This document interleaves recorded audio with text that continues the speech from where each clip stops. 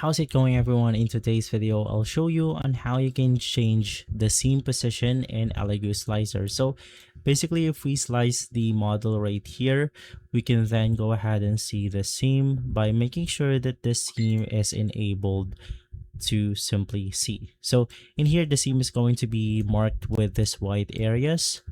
So for example, if your specific model is basically being damaged by the seam itself, so you want to go ahead and move it to someplace else, there's a simple solution to do that. So just click on your model right here. You then want to click on the seam painting. And now let's say that this is going to be the front of my model. So in my case, I'm going to put it at the back right here. Let's go ahead and put it all the way through. And then of course from here, you could just go ahead and paint the seam the way you want to.